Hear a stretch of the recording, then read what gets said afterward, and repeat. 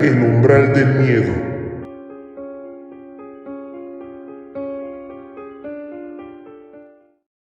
La siguiente historia se llama La enfermera antigua. La mayoría de las enfermeras e internos que pasaban las noches en vela en aquellos fríos pasillos del hospital habían visto a una mujer con un uniforme de enfermera, pero similar a los que eran utilizados en los años 30. Esta misteriosa enfermera antigua caminaba por aquellos pasillos, entrando y saliendo de las habitaciones, como si cuidara o vigilara el bienestar de los enfermos que se hallaban internados. Sobre todo, estaba siempre muy cerca de los pacientes en fase terminal.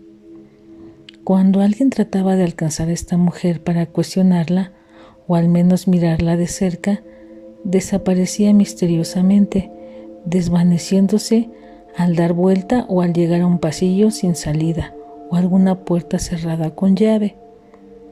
Una mujer que se hallaba internada en este sitio me contó su amable experiencia.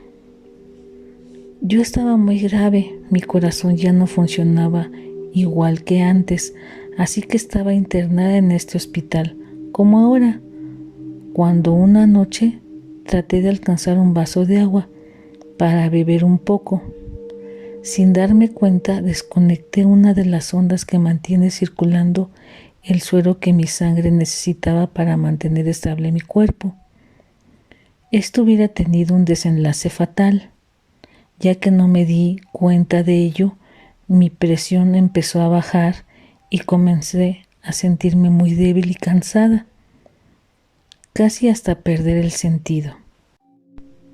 En un parpadeo pude ver a la enfermera fantasma de la que todos hablaban. No parecía un espíritu, se veía como una mujer de carne y hueso, muy sólida y llena de vida, pero vestida con un uniforme distinto al de las demás enfermeras. Puso su mano en mi frente y me dijo: «No te duermas, todavía no». Acomodó mis almohadas y sentí un poco de alivio. Al instante entraron corriendo 2 enfermeras a darme atención de emergencia. Fueron alertadas por el timbre que está sobre mi cama, pero la misteriosa mujer ya no estaba. Ese timbre yo no lo toqué. Casi estaba desfalleciendo y nadie iba a darse cuenta de ello hasta que fuera demasiado tarde. Aquella enfermera que pareció salvó mi vida, pues estoy segura de que fue ella quien tocó el timbre. Así pues, puede ser o no la planchada, la enfermera antigua, o alguien más quien ronda entre los enfermos. De cualquier manera, es fascinante saber que no estamos solos y que otras entidades rondan a nuestro alrededor.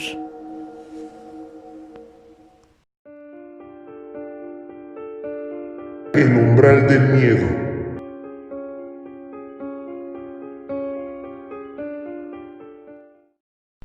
El Panteón Infantil de San Isidro es quizá el único cementerio de este tipo en la Ciudad de México.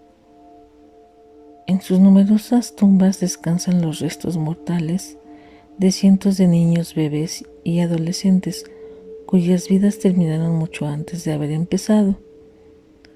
Pedro Hernández había sido sepulturero de este lugar durante muchos años.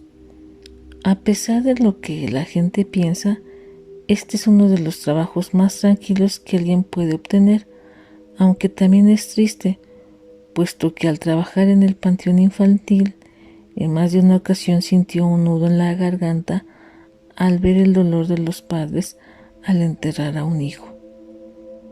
Por otra parte, también era un trabajo donde a menudo tenía momentos para reflexionar. Los árboles que servían como una ampliación del muro exterior del panteón lo aislaban del ruido externo, lo cual le brindaba una sensación de paz inigualable. Por otra parte, a diferencia de los panteones de adultos, en el infantil no se respiraba melancolía o tristeza, simplemente paz. Esa mañana, Pedro se sentía muy cansado. El día anterior tuvo que abrir una fosa porque Alfonso, su compañero, había enfermado de gripe y no había asistido. Por lo visto tampoco iría ese día, pues sus cosas no estaban en la oficina.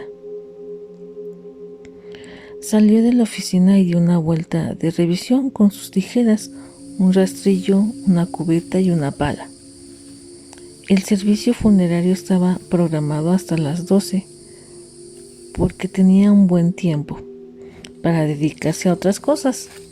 Hizo algunos arreglos, juntó basura y flores marchitas que retiró de los floreros, barrió las hojas secas de los árboles y podó el pasto de algunas tumbas.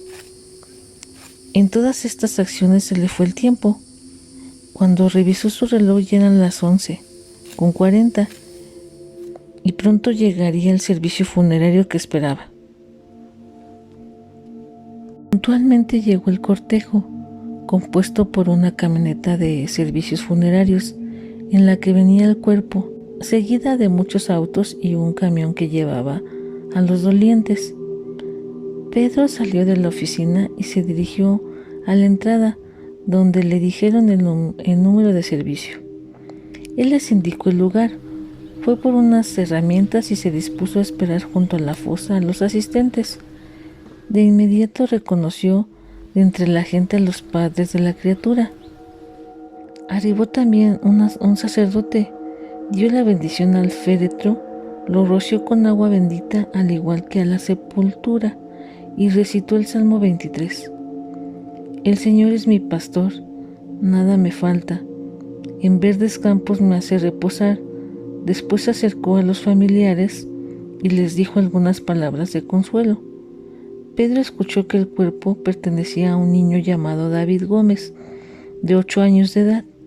Pronto llegó el momento más difícil y desgarrador, el del entierro. Cuando moría el esposo o la esposa, quedabas viuda o viudo. Cuando morían los padres, quedabas huérfano o huérfana, pero si moría tu hijo, seguías siendo padre. Estos pensamientos rondaban su mente, cuando el sacerdote le indicó con la mirada que era tiempo de bajar el cajón. Así lo hizo con la ayuda de unas cuerdas. Ya abajo, un mar de flores llovió sobre el ataúd de David.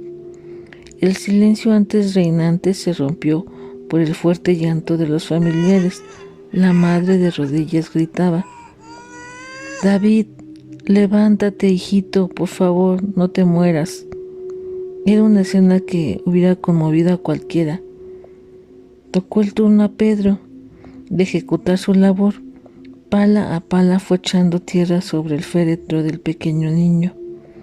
Los padres permanecieron ahí mucho tiempo, después de que los asistentes les hubieran dado el pésame, colocando flores encima de la tierra recién movida.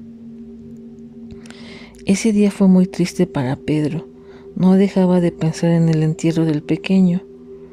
Mientras abordaba el metro hizo en su mente una oración por él y sus padres. Al paso de los días Pedro retomó su rutina. De hecho había tenido tanto trabajo arreglando algunas otras tumbas que casi olvidaba al pequeño David. De no ser por su madre, que todos los días llegaba antes de mediodía, la mujer no comía ni bebía nada durante la visita. Pedro nunca había visto algo igual. Una tarde, al salir para dirigirse a casa, después de cerrar las puertas del cementerio, sintió el impulso de regresar para revisar que nadie se hubiera quedado. No en contadas ocasiones había tenido que sacar a jovencitas que escondidas planeaban pasar la noche en el cementerio para demostrar su valor y hombría. Dio una vuelta y no vio nada. Casi a la salida pasó por la tumba del pequeño David. La reconoció, pues tenía poco tiempo que sus padres habían mandado hacer una lápida blanca y una estatua de un ángel. Al acercarse a ella vio a un niño no mayor de 10 años que jugaba con la tierra a sus pies. Estaba vestido con un pantalón azul claro y una camiseta blanca. Sus zapatos también eran blancos y su carita reflejaba inocencia. Pedro pensó que se había perdido y le preguntó: «Niño, ¿qué haces aquí? ¿Dónde están tus padres?» Pedro no veía a nadie más. «No están aquí», contestó el niño. «Estoy solo». ¿Cómo que estás solo? ¿Te dejaron aquí? Sí, yo quiero que tú me ayudes. Vamos, te voy a llevar con los policías. Hay unos en el módulo, ellos sabrán qué hacer. Al instante en que Pedro intentó tomarlo de la mano, el niño ya no estaba. Lo buscó por todo el cementerio sin encontrarlo. Fue entonces cuando sintió miedo. El niño no podía haber salido del panteón, pues las puertas estaban cerradas, tal y como las había dejado. La única explicación en su mente pudo formular fue que se trataba de un fantasma. En sus largos años como sepulturero, esto jamás le había pasado. Había escuchado historias, pero jamás había vivido algo así. Rápidamente salió del cementerio. Más de una semana Pedro estuvo en cama. Le dolía todos los huesos, la carne, las articulaciones, la espalda, todo él se sentía cansado, además de sentir siempre miedo.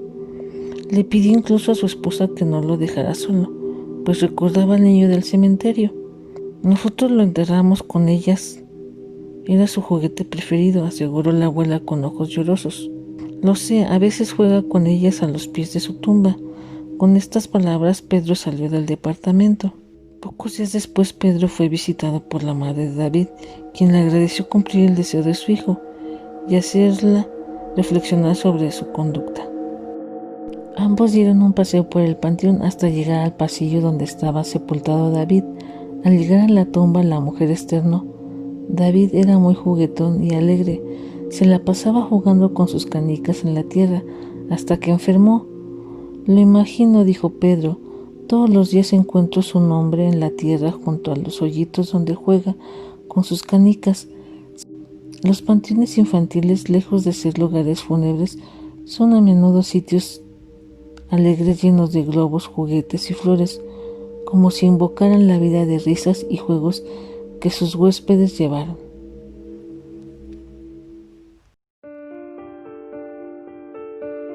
El umbral del miedo.